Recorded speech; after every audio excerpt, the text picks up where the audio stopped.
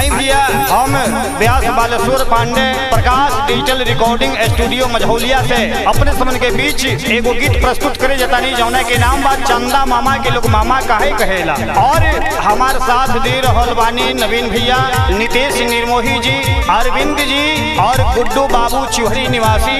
आशा ना पूरा हमरा विश्वास बा कि अपने समन के दुलार प्यार मिलत रहे, यह अपने समन से निवेदन बा। पुराण के कहानी याद करी सार के, जुग जुग से लागो तारे मामा संसार के, जुग जुग से लागो तारे मामा संसार के। पुराण के कहानी हो याद करी सार के, जुग जुग से लागो तारे मामा संसार के, जुग जुग से लागो तारे मामा संसार के।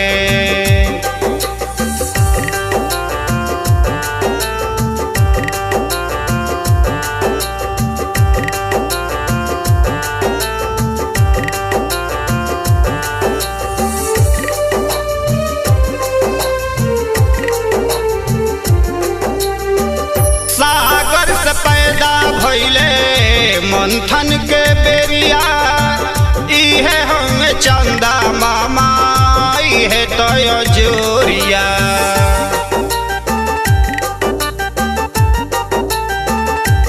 हो सागर से पैदा भइले मंथन के बेरिया, इहे हम चंदा मामा इहे तो जोरिया। शिव के सिताल कैले शोभा लीलार के, जुग जुग से लागो तारे मामा संसार के, जुग जुग से लागो तारे मामा संसार के।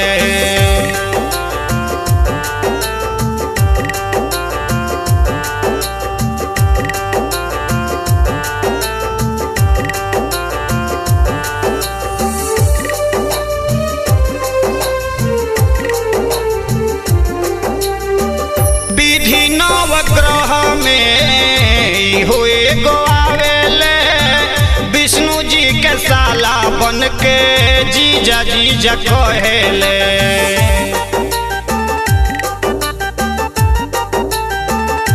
हो विधि नवग्रह में हुए गो आवेले, विष्णु जी के साला बन के जीजा जीजा कहेले।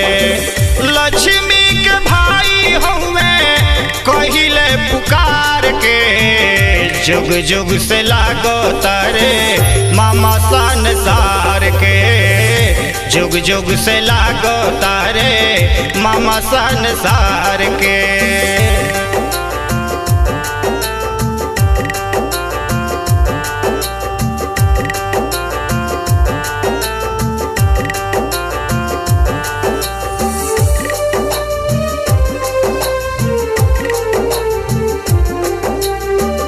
दक्ष प्रजापति जी के भइले जमाही, 27 कन्यावा से शादी रचाई।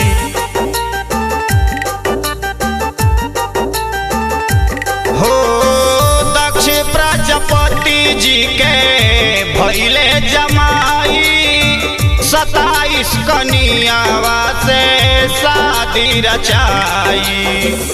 नाम सबके पढ़ली ना पतरा उघार के, जुग जुग से लागो तारे मामा संसार के, जुग जुग से लागो तारे मामा संसार।